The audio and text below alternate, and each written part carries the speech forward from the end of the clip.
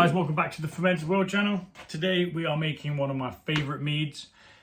This is the third incarnation of it. I'm going to do it a little bit differently. Well, I'm going to do it mostly the same.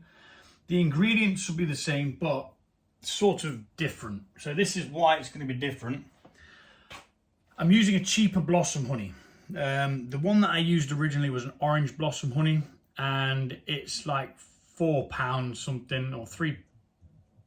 It was £3.50, but it's gone up, and I think it's about £4 something now for a small jar. Now this is like over double that amount. It's got the same sugar content, and it's my go-to honey. So we're trying to make this one cheap. I'm doing a double batch, so I've got 4 bags of sweet cherries, dark sweet cherries.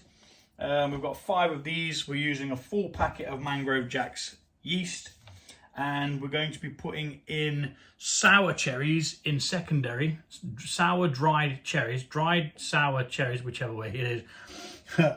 And yeah, so that's what we're doing today. We're doing the Vikings Blood. I asked friends which one they wanted me to rebrew, and Vikings Blood was the one that came up. So first of all, we're going to boil the kettle, which is what I forgot to do. So as annoying the sound of a boiling kettle can be when you're trying to record something, I'm just going to start pouring this honey in. We are going all in with the honey this time as well. That's another difference. There will be more than there was in the original, but I had to backsweeten in the original anyway. So the plan is to have more in there and then stop the fermentation before it manages to ferment it all. So we are literally adding these. There is nothing special to this part of it. We're just adding honey to this, and we're going to rinse these out with some hot water, which I don't want to actually completely boil, so I'm going to go switch it off. Next one in, I'm going to speed this up because adding all these is just going to take a little bit of time, so we shall give it some speed.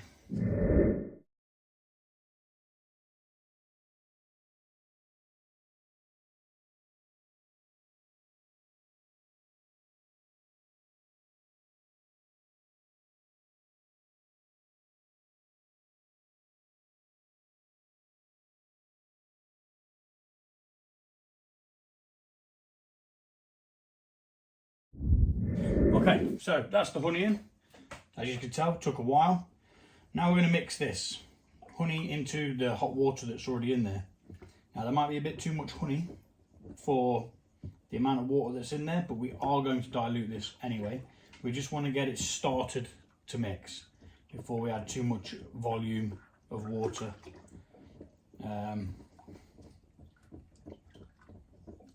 As you can see, it's still very, very gloopy. So we are going to add a little bit more hot water, I believe we can. What temperature are we at? My shot up to 34, which is a little bit high. So I'm going to put cold in instead to top this up. So I'll be back with some cold water. Okay, 2 litres of cold water. In it goes. And this will help us mixing it in as well, because it will give us more of a less of a saturated water that was already in there, and it'll be able to dissolve a little bit better. There is a saturation point where obviously you cannot dissolve any more sugars into a certain amount of liquid, so we don't reach that too early on. We're going to mix some cold water in there as well, and we're going to mix this really good.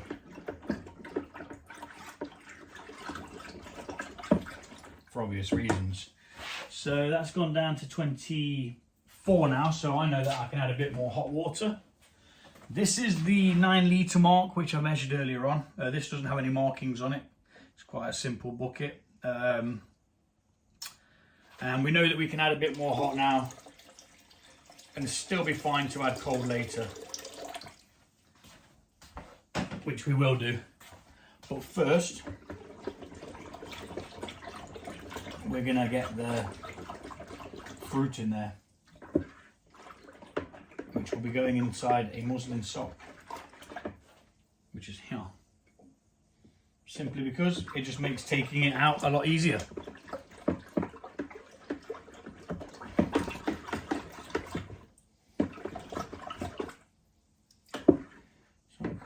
Just see whether we've got any hardy honey. Yeah, we have. So I'm just going to stir this a little bit better and I'll be back.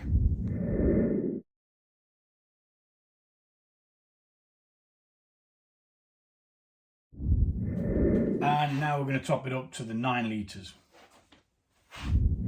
Just like that. So what we need to do now is just give this a mix in so that it's all blended nicely and it gives us a good indication of what we've got to start with, and then we're going to take a hydrometer reading. But before we do that, actually no, I'll take the hydrometer reading first, then add the yeast nutrients, which are quite important with mead, because honey doesn't have a lot of nutrients in it, and if you starve it of nutrients, it will take a very long time for it to mature. You could wait a year for it to actually taste nice. As well, when you use yeast nutrients, you can be drinking it within a month, so I'm told. So now I just wait a month and drink it, and it tastes nice. It might taste nicer if you wait longer, but I don't really care. I just like to drink it. Let's face it, that's what we're here for, isn't it? Sod waiting if you don't have to. Yeah, that's lovely and mixed in now. So let's take a hydrometer reading. Now, I do have my other hydrometer on hand in case this goes over the 1.150. Sorry, 1.120. If it goes over what this can read, I will be off to sterilize that one, which can read bigger. I didn't think about it when doing it, and yeah, so yeah. I won't be taking into account what the cherries hold. Per 100 grams, 13 grams of sugar, which is next to nothing really. It'll be, when all put together, it will make a difference, but to be honest, I'm not really that bothered. What I might do is I might add them all in and then take a hydrometer reading again after I've stirred it all in, see if it makes much of a difference, and we'll go from there. So for now, we're going to take a hydrometer reading using what we've got here. And we can fart around trying to figure out if it's any different later.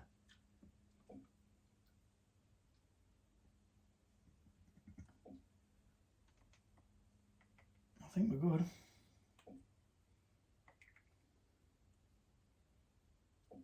Maybe. Rather on the high side. 2, 4, 6, 8.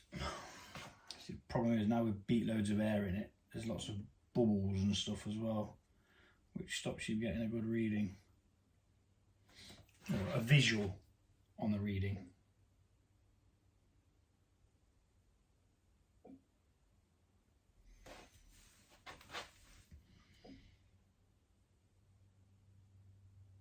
That's bang on the 120 mark. So 1.120, which is a hefty start gravity. But we've added the honey in that we're going to leave in there to give us the residual sugars. Yarp.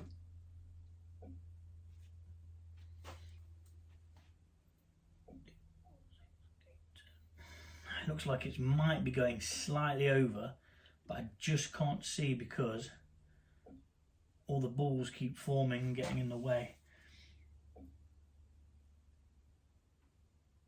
No, once it's settled down, 1, 2, 3, 4, yeah, it's 1.120 start gravity without the cherries in.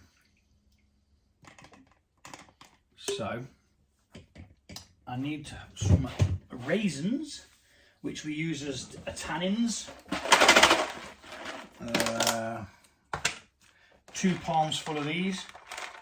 One palm full. Normally I do half a palm full. So for this one, I'll be doing a full palm full. And we'll just drop them in.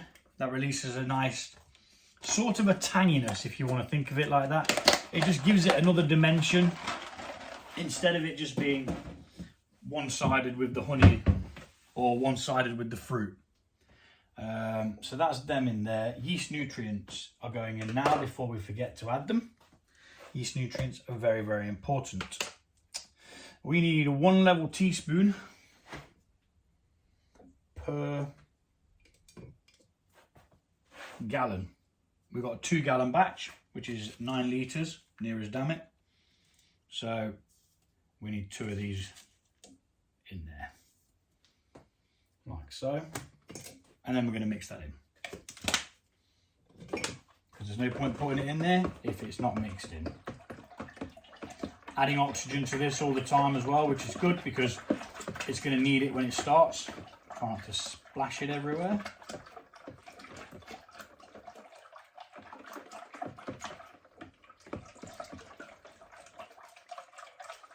Right. So while that's spinning itself around there, we're going to take this and we're going to add the cherries. The cherries to the bag. Bloody hell, I keep knocking everything today. Let's try and get some of the sanitizing water out of it if there is any. Next to nothing. So yeah, everything's been sterilized. Absolutely everything that is touching this brew has been sterilized and thoroughly cleaned. Simple fact is, if you don't, you're in trouble. And very stupid. I do need, though, an elastic band, which I think I'm all out of. Oh no, I've got one here, look. Hopefully, this will allow me to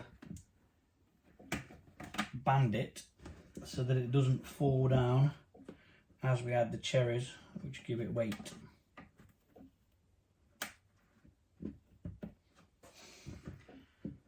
Let's move this out of the way and we're going to get these cherries in.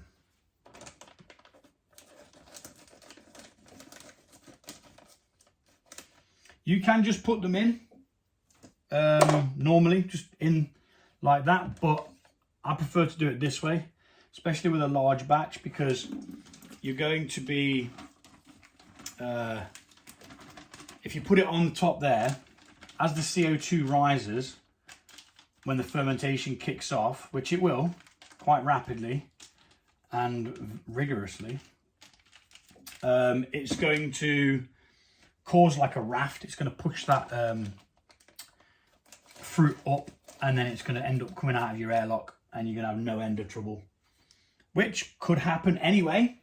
You know, you can't predict these things as to what it's going to do, but the fact of the matter is I'd rather be on the other side of it and not be struggling to contain it. So that's bag number 2. I'm going to speed this bit up because you don't need to see me do any more.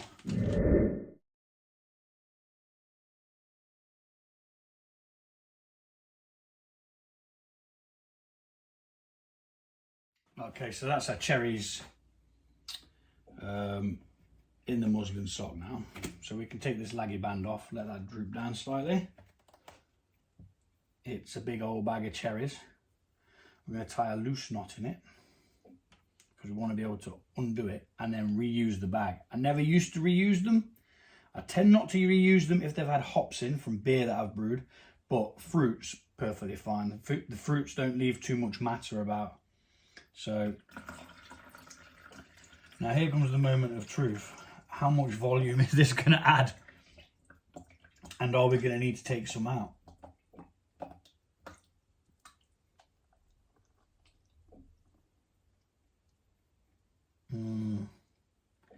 It added a considerable amount. And we've still got juice to put in. Rats! Bloody rats. Well, it is what it is. I'm clearly going to have to move it to a different fermenter and quickly sterilise one of the bigger ones out, because we can't be wasting any. It's a big batch because more people want it, so I can't run the risk of it splurting out the top, because that's what's going to happen if we put that into, if we let that ferment in there now. It is most definitely going to spurt out everywhere. So I'm going to be back after I've washed out one of my bigger fermenters.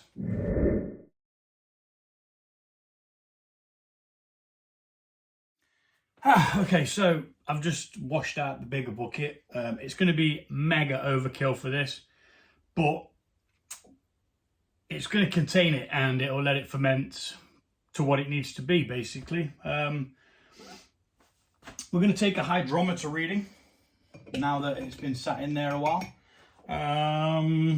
While that's sterilising, that's got 10 minutes to sterilise, you see. So we've let this stew a little bit, poke the cherries down a bit, let it all get nice and happy in there.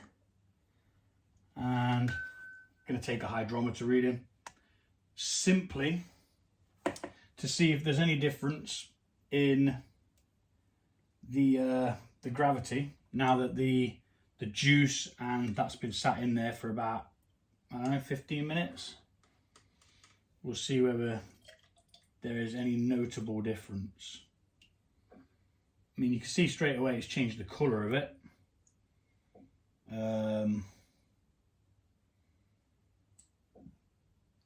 Not massively, but when we put the cherries in secondary, that'll make a big difference. So no, not really. It's probably, if anything, it's took it to 22. So the amount of sugar in those cherries, or in the juice of the cherries, is quite negligible. We'll say 22 though, because it is slightly over the 20 mark, and it only goes up in 2s. Or should I just say it's at 20? Yeah, I'm going to say 22, just for the grin. So, took that back in there. 1.122 start gravity, which will give us quite a hefty amount of alcohol, anything between 14 to 13 really.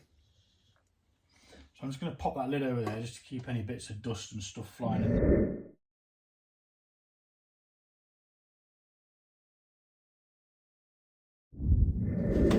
Right, okay, we're back, and my hat's on the wrong way around. Right, so now we're going to transfer this into there. Obviously, you can see that this bucket is absolutely overkill. We've got 9 to 10 litres, so it's only going to use, it's not even going to use half of this 25 litre bucket. There's going to be a lot of open space, but we're not going to touch this until we're ready to stop it. Well, fingers crossed that's the case. I give it maybe 10 days and I might take a reading to see what's crack-a-lacking. But it is definitely way too much to be in this vessel, and it would spurt out everywhere. It'd go flying through the airlock, and it just wouldn't be pretty. It wouldn't be good. It'd be an absolute nightmare. I don't even know why I thought I could do it in this one. I think maybe I tried last time with the 2.0 and quite possibly failed. So, as you can see, that's dropped it down now to above the 9 still, but a lot better. But it is what it is. Let's get it in there. Get some oxygen in there as well, which is nice. Make sure we get the raisins in there. I don't want to leave them behind. And yeah, so there we are. we're going to pitch the yeast. Using a whole pack because it's a big batch. I could use half a pack, but I'd rather it be done quicker and happier. So we're going to pitch the yeast, spread it around, 1 packet of yeast, and then we're going to mix really, really well.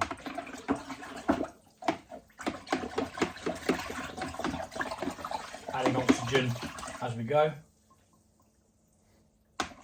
making sure none's sticking to the sides.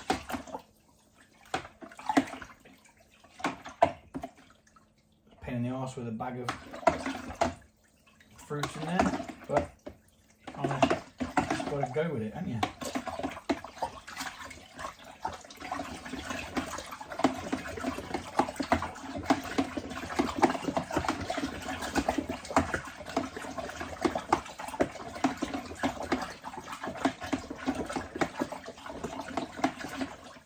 Yeast bergs in there where they've all congealed together. They'll separate though, they'll be alright. And there you have it. Vikings Blood 3.0. Hopefully bigger, bolder and better than last time. That's the yeast in. This is going to sit at about 22 degrees. It's at 18 now, so it does need to come up slightly. Wow, I cannot believe I have not taken the protective film off that in all this time. This is my first fermenter ever. Huh. So, the yeast berg's bothering me. So basically it's just a clump of yeast that just hasn't broken up. Like that. Clumpy McClump face.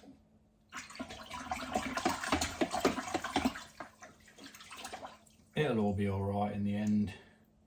It'll all be alright in the end.